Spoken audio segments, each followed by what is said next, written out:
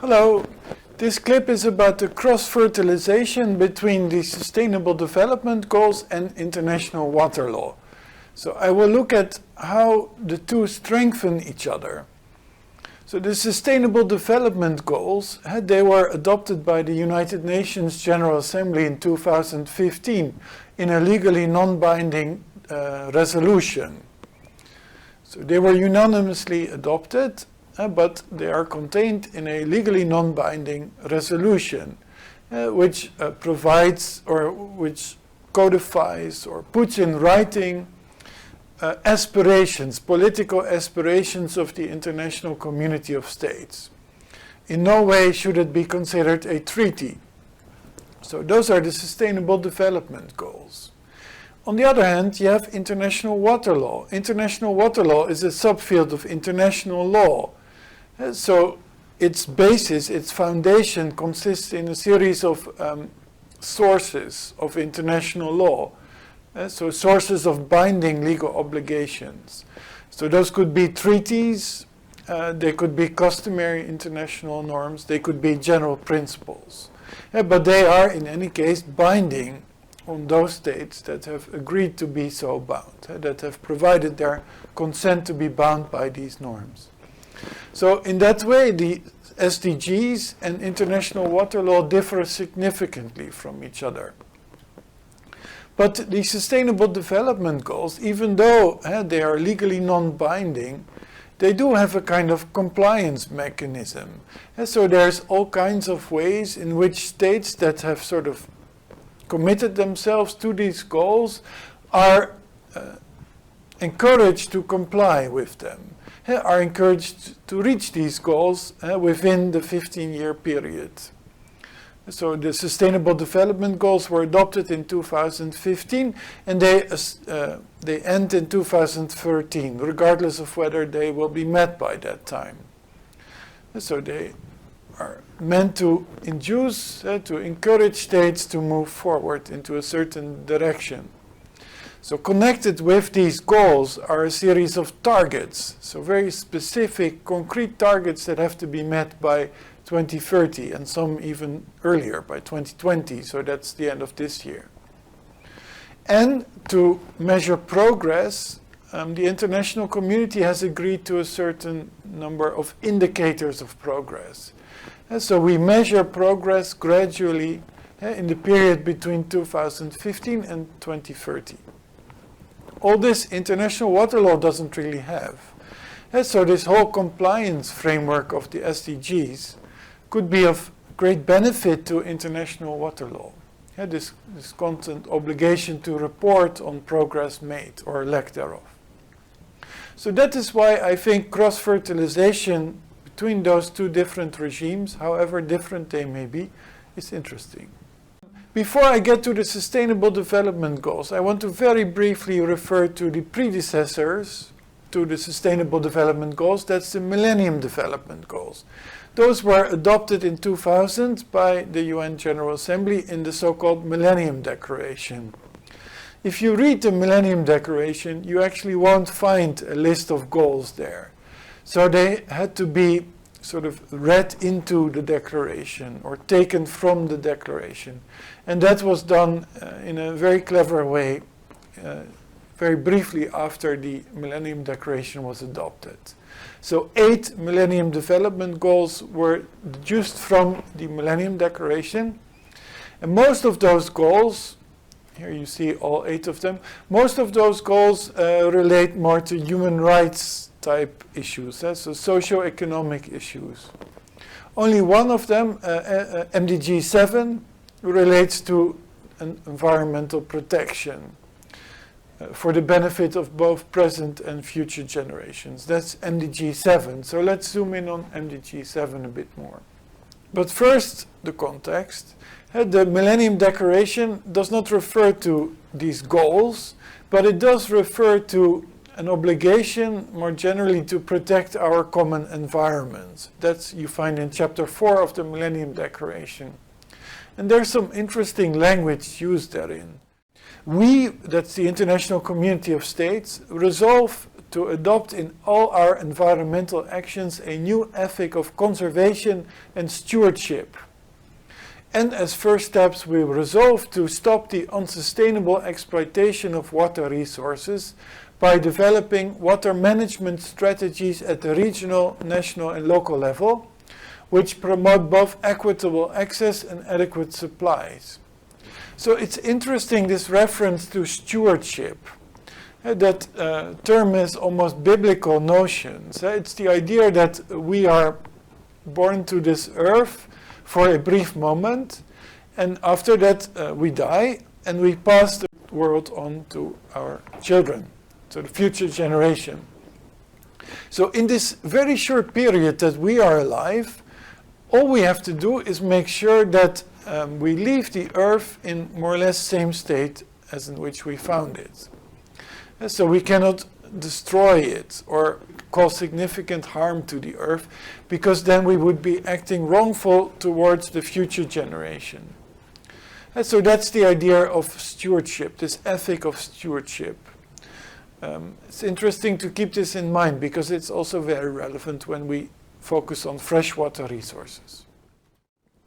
So as I said, MDG 7 is basically the only one that specifically addresses intergenerational issues or issues relating to the protection of the environment. So targets that were agreed upon in 2000 include integrate the principles of sustainable development into country policies and programs and reverse the loss of environmental resources, and these include fresh water. And that was even made explicit in the next target. So in 2000 we agreed to halve the proportion of the population without sustainable access to safe drinking water and sanitation. We did get quite far. So in the period 2000 to 2015, we managed to drastically increase the proportion of the population with access to safe water to meet their vital human water needs. So this proportion is actually now at 71%. But this dramatic increase we owe mostly to Asia, and then in particular to China, where economic advancement came with a lot of socio-economic benefits. But since 2015, so since the end of the MDGs, we haven't made all that much progress. So that brings me to the post-2015 period, and that is when the Sustainable Development Goals were adopted. So the Millennium Development Goals, they operated in the period 2000 to 2015, and now in the period 2015 to 2030, we have the successor goals, the Sustainable Development Goals. There's many more of them. There are 17 instead of 8 of them. But this time they were explicitly listed by the General Assembly in its resolution adopted in 2015. So if we look at Sustainable Development Goals that have a bearing on fresh water management and use, the obvious one is SDG 6, the water goal.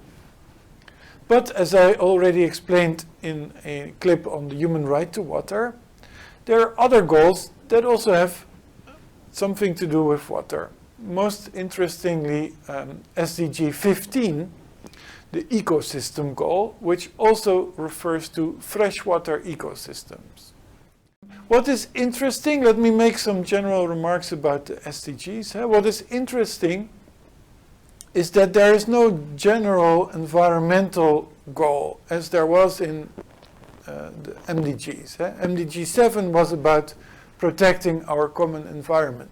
We don't find such goal in the SDGs, but that's sort of obvious because basically all of the goals, the Sustainable Development Goals, relate to protection of the environment in one way or another.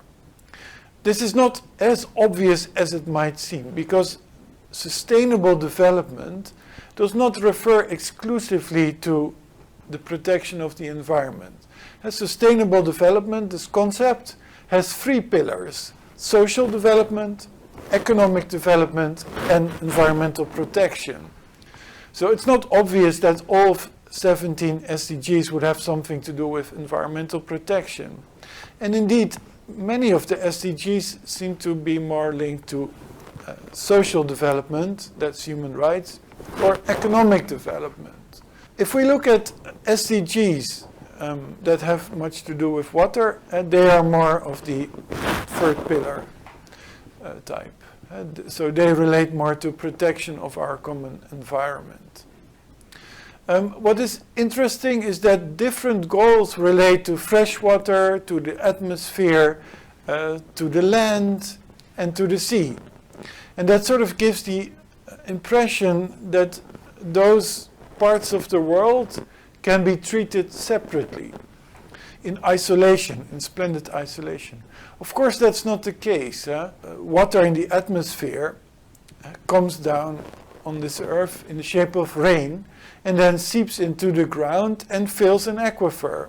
Then it enters the terrain of fresh water. So then it moves from the atmosphere goal to the SDG 6. Also, the climate action goal has a lot to do with fresh water.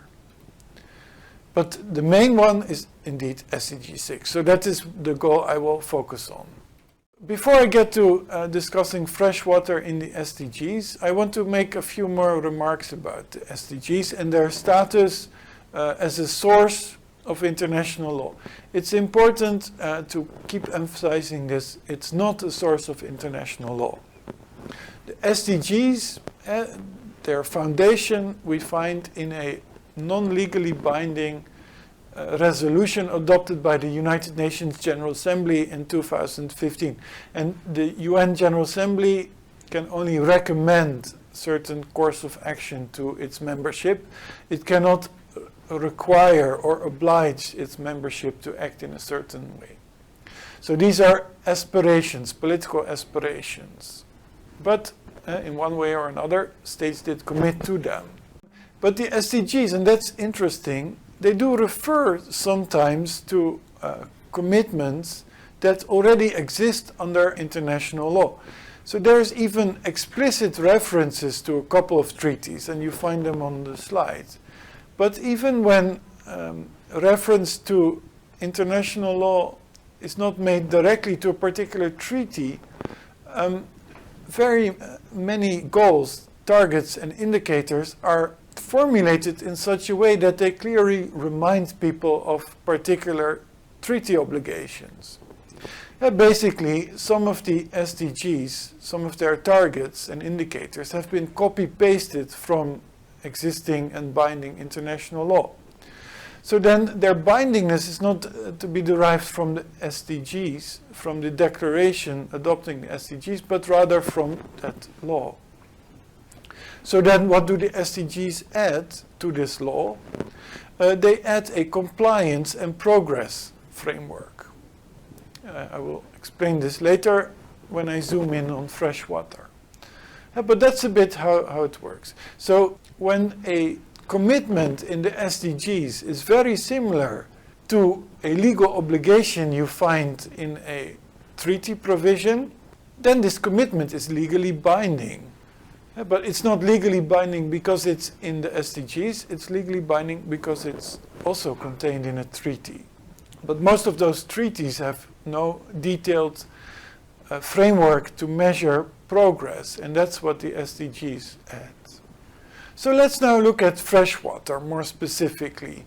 Here you find a nice graph which shows that basically all of the SDGs have some kind of relationship with freshwater. But the most important one obviously is SDG 6 and to a lesser extent SDG 15 to the extent that it refers to freshwater ecosystems. So how do we cross-fertilize between SDG 6 on the one hand and international water law on the other? And I want to focus on the two framework conventions of international water law. That's the United Nations Watercourse Convention and the Helsinki Convention of 1992, concluded under the auspices of the UN Economic Commission for Europe. So that started out as a European convention, but since a couple of years ago, other states can also accede to this treaty. And some African states, Chad, Senegal, have already done so, and more are to follow. So basically there are two global framework conventions regulating the management and use of transboundary freshwater resources.